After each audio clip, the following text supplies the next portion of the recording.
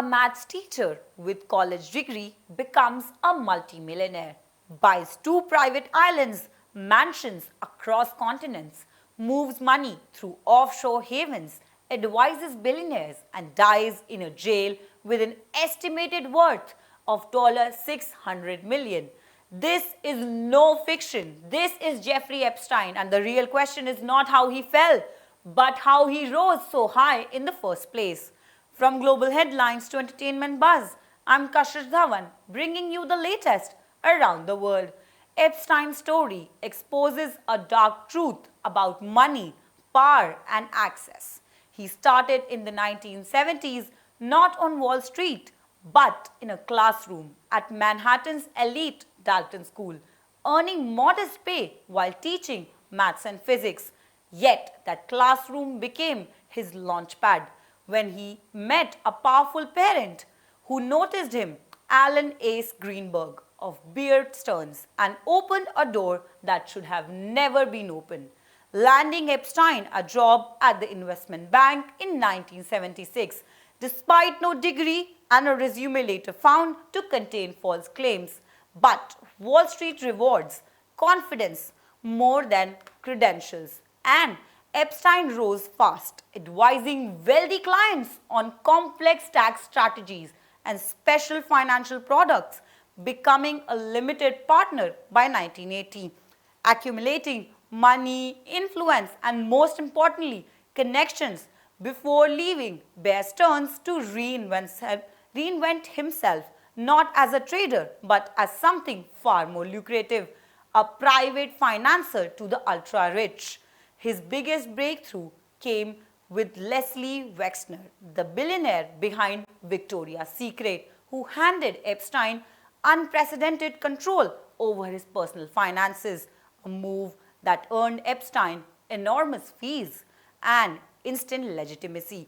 Because once you know the billionaires and they trust you, others follow. And Epstein built a business not on a transparent performance, but on exclusivity, secrecy, and access, charging astonishing fees while shifting his operations to the US Virgin Islands, a tax haven offering up to 90% corporate tax exemptions, allowing Epstein to legally shield massive income, reinvent aggressively, and pay a fraction of what ordinary Americans do.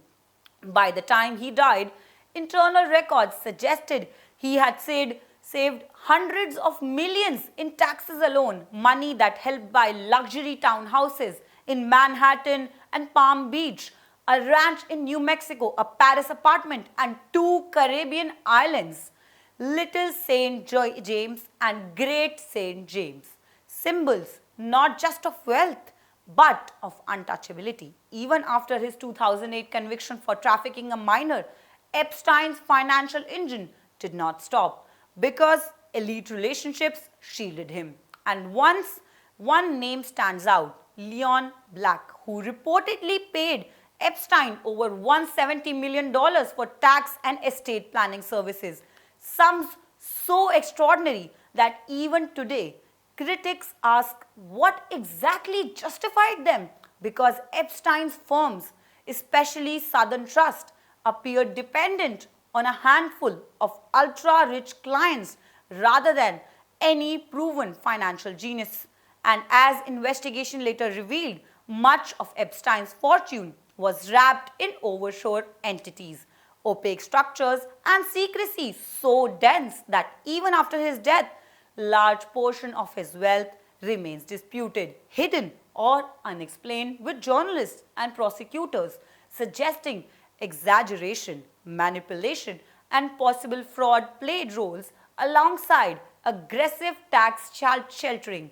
The Epstein files from the US Virgin Islands show how the system worked. Low oversight, massive exemptions, and years of unchecked financial privilege, allowing a man with no formal qualification to operate in the shadows while his money sustained and concealed a decades-long criminal enterprise. And that is the most uncomfortable truth of all.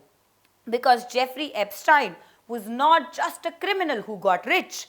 He was a warning about what happens when wealth is confused with credibility, when access replaces accountability, and when powerful networks protect their own, leaving us with one final question that still hangs unanswered.